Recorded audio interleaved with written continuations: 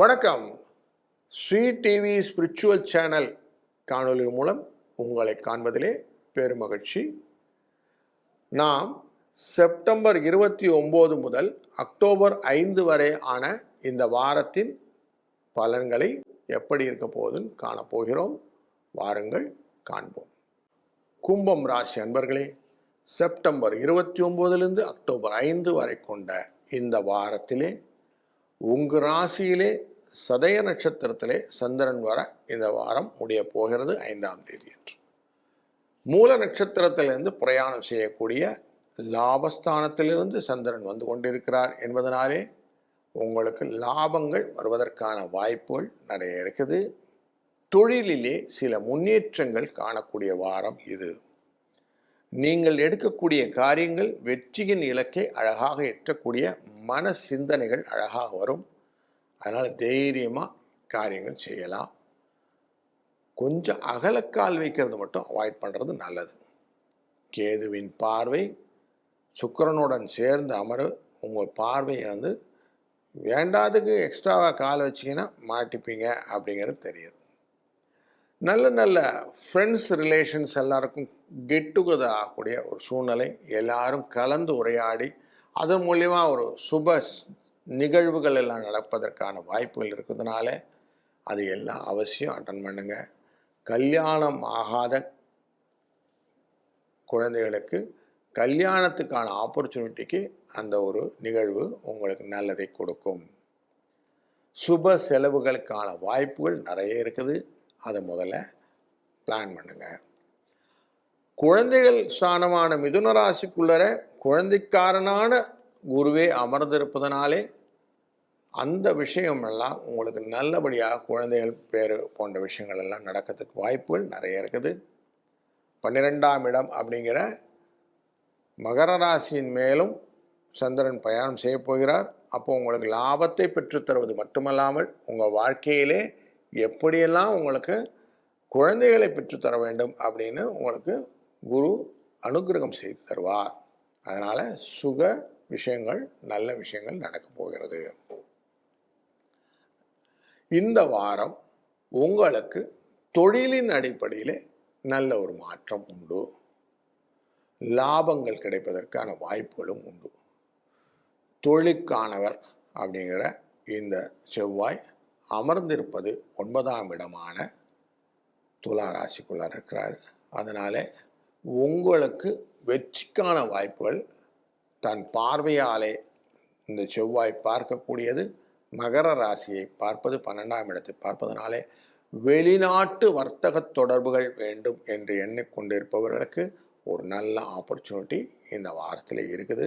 அதையும் கேபிடலைஸ் பண்ணிக்கலாம். அஷ்டமம் அப்படிங்கிற கன்னிராசிக்கு இருக்கக்கூடிய இடத்துல உங்களுக்கு 7ஆம் இடத்துக்காரனான சூரியன் அமர்ந்திருக்கிறார். அவருடன் சேர்ந்து புதனும் அமர்ந்திருக்கிறார். அதனாலே தேவையற்ற உடல் அசதிகள் வருவதற்கு வாய்ப்புகள், உடலிலே சூடு சம்பந்தப்பட்ட சூட்டு உடம்புன்னு சொல்லுவோம் இல்லையா, அப்படி சூடு சம்பந்தப்பட்ட உடல் உபாதைகள் வருவதற்கு வாய்ப்புகள் இருப்பதனாலே கொஞ்சம் அதுக்கான இளநீர் அந்த மாதிரி விஷயங்கள்லாம் எடுத்துக்கிட்டிங்கன்னா கொஞ்சம் உங்களுக்கு கூல் டவுன் ஆகும். மனதிலே பயம் ஜாஸ்தி இருக்கும்.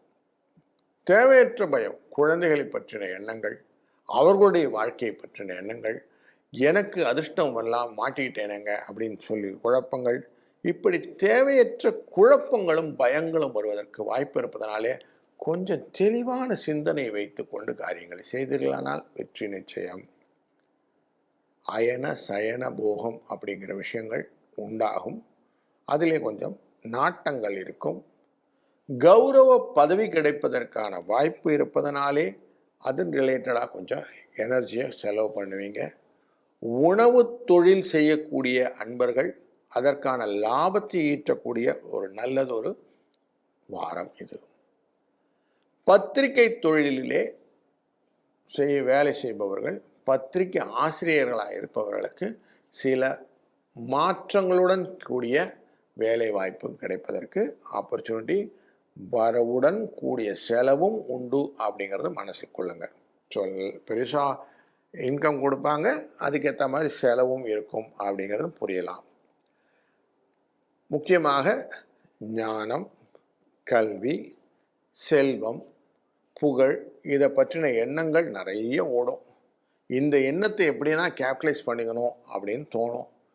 இந்த வாரத்தில் முதலீடுகள்லாம் எனக்கு நிறைய ரிட்டர்ன் கொடுக்கணும், பேங்க் ரிட்டர்னோட பெட்டர் பெனிஃபிட்டாக கொடுக்கணும் அப்படிங்கிற எண்ணங்கள் நிறைய வரும். சில அன்பர்களுக்கு லாபங்கள் பெருசாக வரணும் அப்படிங்கிறதுலும் பண வரவு பெருநீளாக வரணும், அப்படி தொடர்ந்து வரணும் அப்படிங்கிற எண்ணங்களும் இந்த வாரத்தில் வந்து நிற்கும். முன்னாடி எனக்கு அப்படி தான் சார் இன்வெஸ்ட்மெண்ட் வேணும் அப்படின்னு வரும்.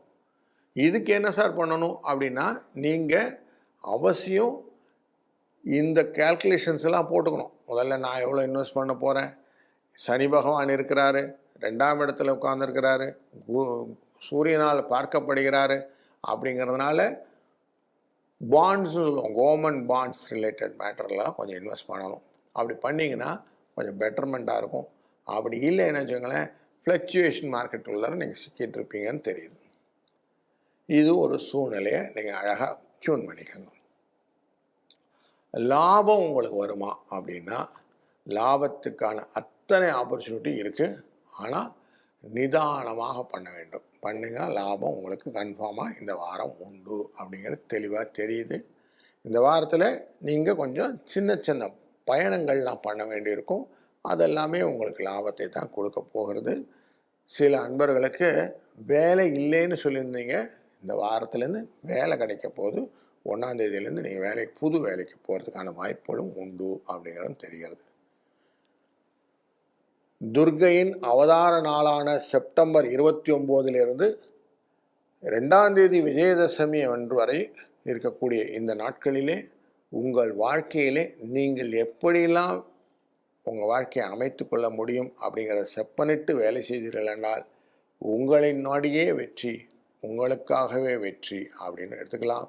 அதனால் நல்லது நடக்கும், நல்லதே நடக்கட்டும். வாழ்க வளத்துடன்.